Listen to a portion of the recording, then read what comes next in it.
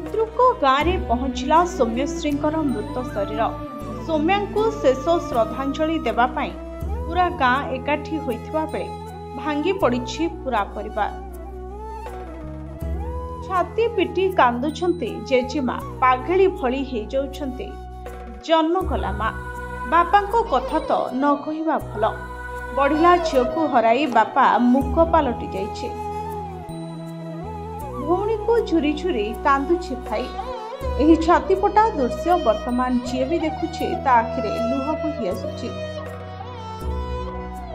माँ को बुझाइबा पई पाखरे अन्य परिवार सदस्य अछंती सत, किंतु माँ मन को किए बा बुझाइब। से एबे भी विश्वास करि पारुनी ता झियो हाउ ए दुनिया रे नाही।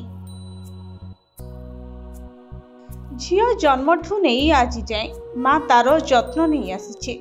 सबु अली अझट को सही आसीछे। सबु इच्छा को पूरा मध्य करिछे।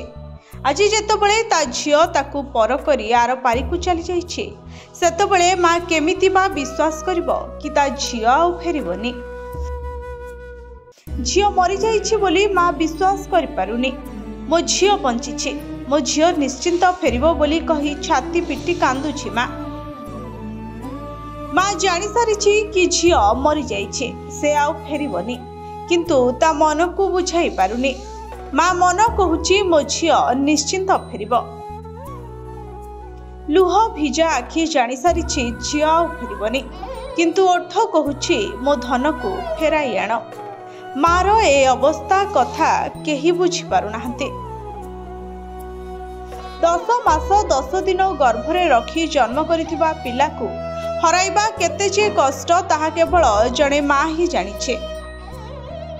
Bureau report, STV Odia.